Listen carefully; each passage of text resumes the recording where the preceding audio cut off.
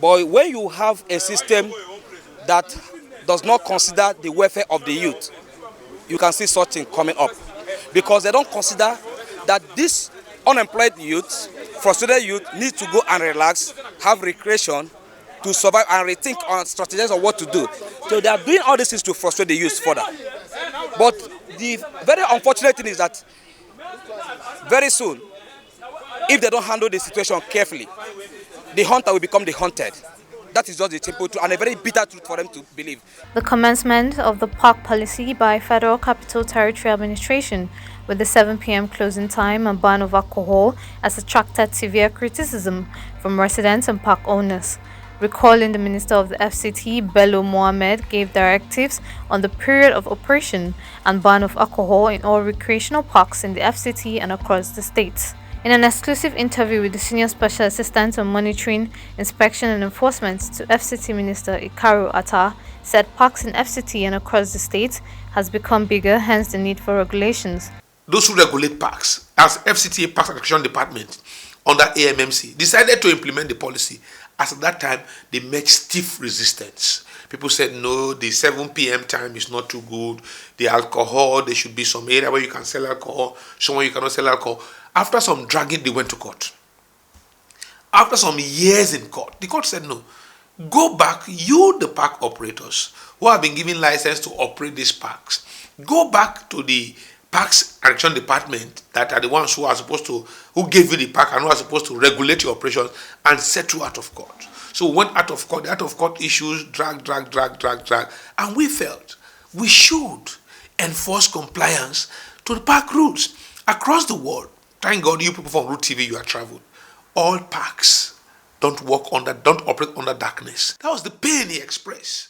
That if the actors over these years had implemented the policy that was gazetted by a commander-in-chief, it won't get to this level. At the point of gazetting, we had only 22 parks that people really go to, 2005. Now we have parks in their hundreds, if not thousands, that people flood every day. So it's becoming a critical state. Although the order to enforce the park policy was signed by former President Olusegun Obasanjo in 2005, Ikaro further explained why the policy wasn't enforced then. Spaces are supposed to operate within the Federal Capital Territory. It's not a new policy, it's a very old one that we have. And the policy has some very many part of the policy, very many guidelines in the policy. But the two that people appear to talk about so much, one is the issue of timing, the other is the issue of the intake of alcoholic beverages. The policy signed by the then President Olusegun Obasanjo states that you cannot take alcohol in open neighborhood parks, the one you call gardens largely, because one, they ought to be open spaces where mothers and kids and fathers go to relax around their neighborhood and return back. That you can't sell alcohol in those particular places. And in those places, it ought to close by 7. That was the wisdom of the then minister and then president. And they prepared that as a law, as a policy gazetted and given for park operators. Sadly, and very sadly, for some years, it wasn't implemented. Even the park operators, under the security condition we found ourselves, they said, look, even their staffs are oftentimes robbed when they operate too late. They are oftentimes robbed. Most times they call them, say, I don't enter one chance. Regularly, the staff entered one chance, entered wash. Because the staffs will be closing at about 12, 1. Some parks even run till about 2, 3. But it shouldn't be. We must regulate how they operate. As a way of enforcing the policy, FCTA on Monday, the 11th of July 2022, stormed Eden Garden, Utako, Par Excellence Waterfalls and Park, Unity Global Garden, Grills Hot Garden, all in Wuse Zone 5, Delhi Restaurant and Garden, Wuse Zone 4, and ended at City Park, Wuse 2. Most places visited by the enforcement team, led by Ikaro, had nightlife lovers and patrons seated around their tables but fled when the team stormed the place. As the policy mandating nightlife fun seekers to leave parks by 7 p.m. has received several complaints by residents and garden owners of the territory, Rootstv went to the streets of Abuja to ask FCT residents how they feel about the new development and how it might affect them all. And then you expect the recreational centers where people go and reduce pressure, where people go and reduce stress, and you expect that, okay, mostly people close by maybe 4 or 5, and then they get to the house and then maybe dress up and come out to either interact, to discuss, and then you tell them that they should also go back by 7.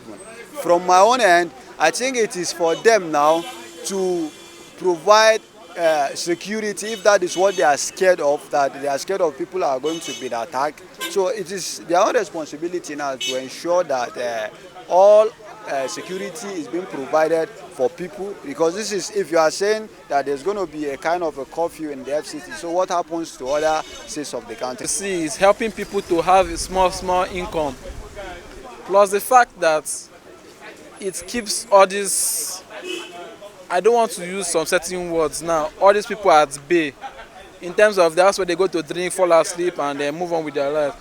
So if you put that, it opens security threats to everybody. It causes commotion, it causes problem. See, we've said this thing before and we'll keep saying it.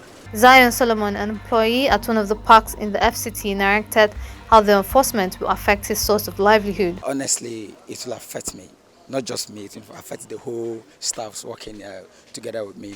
Because I don't see a reason why they should. I don't see a reason why they will say garden should close around 7 o'clock, because 7 o'clock is usually the time that people leave their house to come and chill.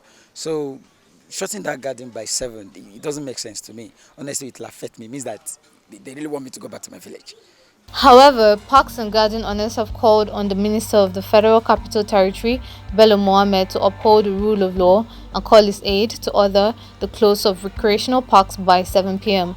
While stating that the good intention of the administration in allocating parks and gardens has been abused, Ikaro called for understanding and compliance. From the NUJ, the CSOs, the MBA, and the park operators.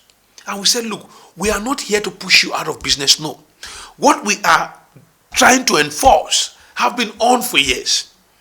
So please understand that the minister is not trying to create unemployment or reduce people to poverty, no. But he's trying to make us understand that before Abuja moved from Lagos to Abuja, men dreamt about this city. Men came to plan this city. It was a bush and they planned everywhere. That where I am today is an office. This should be an office. So it was a planned city. And in the planning process, the greens were planned. How the greens or the parks or the gardens will operate, they were all planned.